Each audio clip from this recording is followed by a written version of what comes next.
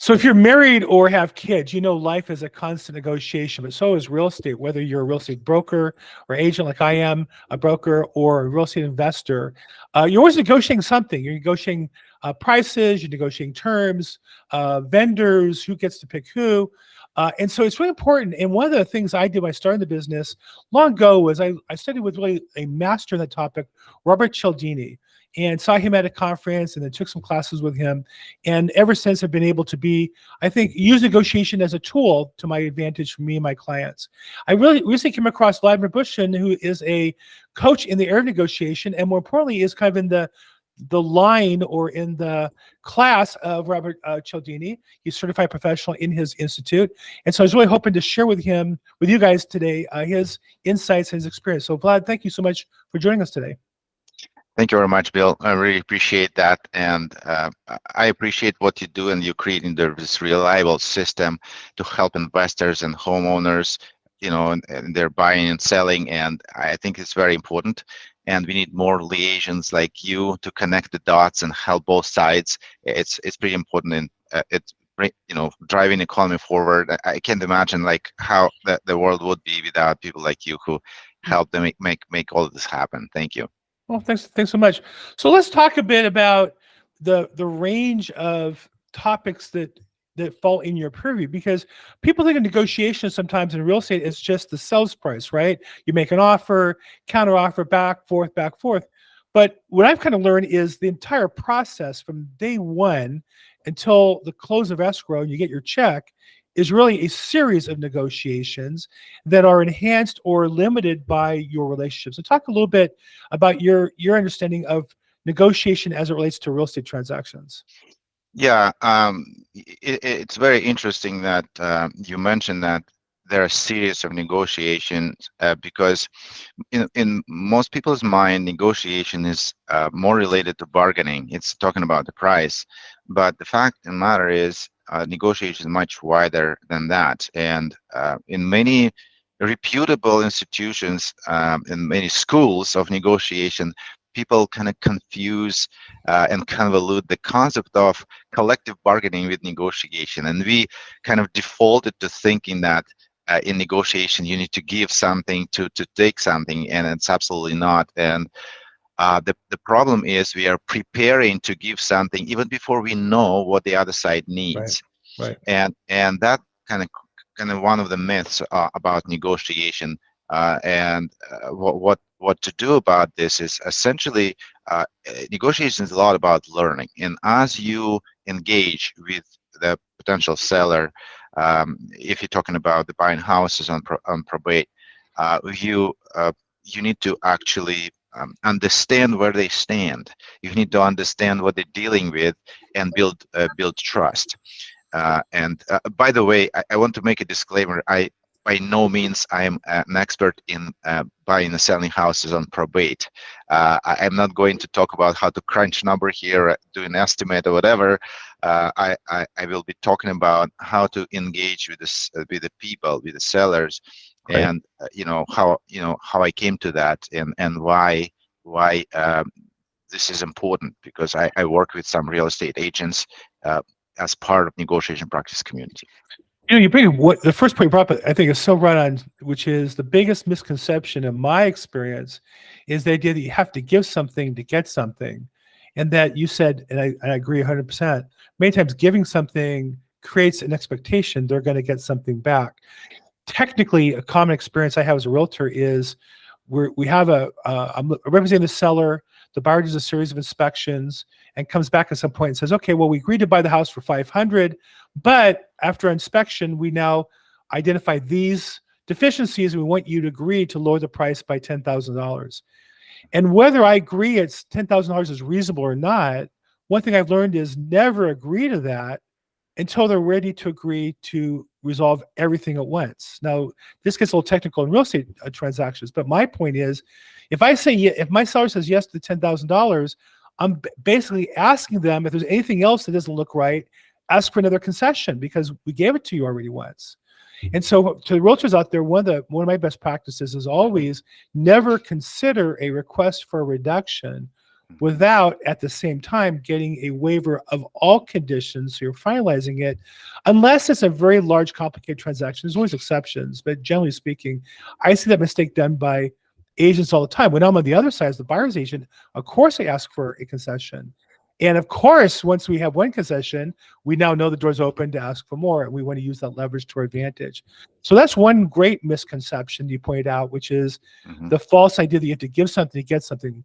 I think the other thing you pointed out was the importance of knowing where the other party is and listening. So explain to me, what are some of the techniques in a negotiation to help you be effective, to understand where the other party is so that you can effectively negotiate with them? Yeah, it's a very good question, because essentially negotiations start from exploration. So it's sort of a intelligence gathering, and every buyer, every investor should be good at exploring the background. And getting back to Dr. Cialdini mentioned one of the results of the research. Actually, the research was done, I think, during 6 years in some English company, in some English research about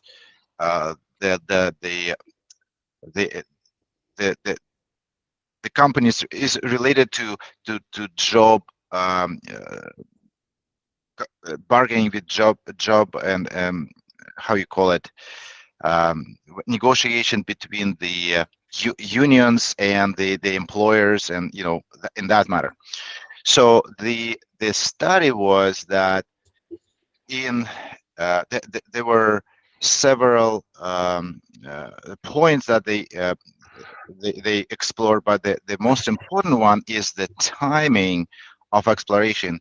So the best negotiators spend about 4 times more time exploring the options before they stake in the ground. So on the average negotiator spent only 10% of time exploring the different opportunities, different options, and exploring what is there, versus the top negotiators spend 40%, at least 40% of time in negotiation exploration. And especially what is important is getting to know. It's absolutely essential, because another myth is that you think like no is a bad outcome. No is when you get rejected. But important point is, if we get a no, this is the only way to see where people stand. If you don't get a no, you don't know where they are standing. Right. And the fear of getting no is because we feel like we get rejected and we don't know how to proceed after this. But you need to explore the different options, different situations, by asking questions. And, well, talking about the tools, it could be labeling, there could be nurturing, and other things. We can get into that. But the thing is, you actually need to get to the point when they actually say what is not working for them. And also, you need to be comfortable to say no, because if you're not comfortable to say no, then you won't be able to effectively communicate to them what is important for you. And this is essentially where negotiations start. But we fear to offend them. We fear to actually tell them that what the reality is, and because of that, we're losing time. And there's another investor coming in, and they actually comfortable doing this, and they will make a deal, and they will make a more profitable deal. So we need to understand how to communicate and know, and where you stand without offending them. And I think that is why most of the people procrastinate. They are not comfortable doing this. Well, and almost by definition, negotiation is something between two positions, right? So both positions are being rejected by definition. Now, that doesn't mean sometimes you want to soften the blow and not call it a no, and you find some other way to make it sound like a yes, right? Like I had a negotiation recently where a client didn't want to pay a fee of 5%, and might have been entitled to a 2% discount. And so we said, well, how about we do this? We'll charge you 5%, but we'll give you a 2%. I'm sorry, but we didn't want to make a 3% fee. because the company had a policy. And so, well, what if we charge you 5%, I give you 2% discount, it net you the same spot? Well, they didn't care. It was just money to them. And the other customer did care. They wanted to hold the line on their pricing. So I think sometimes it's about learning, like you said, and realize that, negotiation starts when you get a no. Then you got to figure out some way to try to meet in the middle that makes that work. I think one of the things you're also saying is in negotiation that the key, like everything else in business success, is preparation, right? So how do you, are there certain techniques or fundamentals in that process, or is each one just different in negotiations? Mm-hmm. Well, if you're talking about negotiation in real estate, I think the preparation is what you teach people. You get to know the market, get to know your numbers. It's all important to get upfront what you actually would buy a house for, and what is your room for negotiation. Of course, that's a given. You need to start from that. The problem is not that you don't know how to buy the house. The problem is that the seller is not experienced selling the house. Right. Your system, your vision of that could be absolutely shocking, and this is where the most of the people kind of fall short, because they shock the seller, and they say like, oh, this is not an honest buyer. So in most cases, the seller not having any experience selling, they try to first understand who they deal with. Are they, and there are two problems here. First, the problem is they don't have any experience, and then have any anchor. They don't understand the market. And second is there's so many other investors knocking their doors and offering them to buy. And because of this, they try to quickly find the one. They want to find the one who they will deal with, and not having any other experience, the only way they probably come up with asking for a price. And they will think, oh, if this person is giving me more money, this person is more honest. But this is the challenge. So you say that, and it's interesting because you're confirming something I've said in real estate, which is oftentimes sellers aren't ready when it deals with commission, for example, which are often negotiated. Sellers are often not yet ready to select you as their professional. Mm-hmm. They don't know what else to ask. Mm-hmm. The default is we lower your commission. And what I tell agents is it doesn't mean they necessarily want you to lower your commission. It means they want you to value your commission to them so they feel good about paying it. And so for me, there are cases I lower my commission on certain business deals that make sense. As a general rule, I don't. And I'll tell people that, up front, here's why I don't. I'm an expert in this niche. This is the part that you're in. I'm very busy. I'm glad to help you. I'm glad to help you if you don't choose me, but I don't lower my fee because that way I can stay in business and do the things I need to do. And I come from a position of confidence. But my point of all that is to say, just because the seller asks you to lower your commission doesn't mean they're expecting you to lower your commission. They often just don't know what else to say. Exactly. And that's a problem. They don't have any other point to evaluate you. Right. And they want to get to that question very quickly. And it's sort of a trap, because if you actually give them any answer, they may say, okay, I made my decision. Now I have a feeling of this person, and that's it. Right. So from this perspective, it's great to establish relationship before you Yes. reveal your number. And establishing relationship need to be very, very important from the very beginning. So there's very interesting thing. It's called Marabian rule, and Marabian rule is 7-38-55. 7% of our communication is words. 38 is the tonality of our voice, and 55 is body language. And it may sound like we're communicating with words, but we're communicating much more with how they say things, and Right. with our tone of voice, and with our body language. Yeah. And when we don't have an opportunity to communicate with one of them, we are kind of missing out. So for example, if you're talking on the phone, if you send an email, and in the email they're asking us about a price, that's a no. I mean, I would say Okay. that's a question you should never answer. You should at least talk to them on the phone, so they would hear your voice.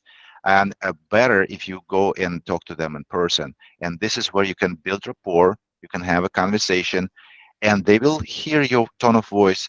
You will They will understand you're a professional. You understand they are confident. You will see how you speak. And by the way, this is another thing where people fail very commonly, because you kind of need to adjust your conversational style. So some of the professionals in the negotiation practice community saying like, well, I give them all the numbers, I show everything them, and they don't choose me. What's the problem? And we started the mock negotiation practice, and the feedback they get is, you speak too quickly, you you get to the point, you're speaking, you're focusing on the value, and your tone of voice is very assertive, and it's everything is great if you talk to business people. If you talk to other investors, it's awesome. But when you talk to a distressed seller, that should be a different conversational style. Right. Yeah. So Older, maybe female versus male in general, personality styles. There's people who are more passive. You have to be respectful. So you're absolutely right. Adjusting to who you're talking to, and yet having a clear sense of where the communication should go. I think too often real estate agents get caught in, the ball's hit to them like a tennis match and they have no idea where to go, versus, if you practice your strokes over and over again, okay, this goes my backhand, I'm going to drive this down the backhand side. It becomes more methodical because you have a process. And that's why I think negotiation, preparing for it is so important. I think training on it is so critical. So I know you have a number of resources. If somebody who's interested in learning more about becoming a stronger negotiator, defend their fee, to defend the value they create with their customers, what's the best way to kind of get started? I know we have your website here that has a number of resources. How would somebody who's interested in learning more with your system get started in the process? yeah, thank you for this question. I think that is a really good segue from. Oh, thank you. That's the website. And if you scroll down, you will see some of the master classes that people can, free master class that people can join. Yeah, those guys. And that's a good segue from the previous question, because the problem is most of the investors are coming across as money-making machines Yes. to the customers, to the sellers, because the sellers do not deal with investors on a daily basis. They Right. deal with other people who do not speak fast, do not have so quick decisions about money. It is not so obvious for them. They are not so assertive, uh, and they, you know, and sometimes because of the anxiety, people start to speak in long passages, and that again, so you need to become a trusted advisor. That's your goal in the eyes of the seller. You need to be a patient, trusted advisor who would let them choose the wisest decision. So the good news is that the seller is actually not looking to make a perfect deal. They're looking to avoid a bad deal. They just don't want to go with the bad guy, the manipulator who will force them into a bad deal. That's the, the concern that they have, and you you should actually avoid looking like that person. You should avoid looking like a money-making machine. So the first thing I would say is, first of all, join the master classes, and also join the negotiation practice community. So the community, actually, if you scroll up, there's a link above the fold to the negotiation practice community. You see that the red text negotiation practice community there on the second line, and uh, that will give you an ability to practice your scenario, and this is where we actually practice based on your business, based on what you do, and this is where you can actually do it over and over again and get comfortable about that and get feedback from other real estate investors, from other professionals, and experienced practitioners. Fantastic. Well, again, the website, I lost my spot here. Oops.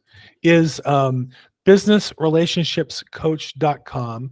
Vladimir Bushin is the proprietor. He's also certified by the Cialdini Institute, which, if you don't know what that is, Robert Cialdini was the, I want to say, I would say the Tony Robbins of negotiation and influence, but Tony Robbins, that's where I saw him, was at Tony Robbins event like 30 years ago. He was one of Tony's coaches on that subject matter. He really is the premier. And then Vladimir is one of his certified coaches that teaches us and brings us to the marketplace. So feel free to check out the website, businessrelationshipscoach.com.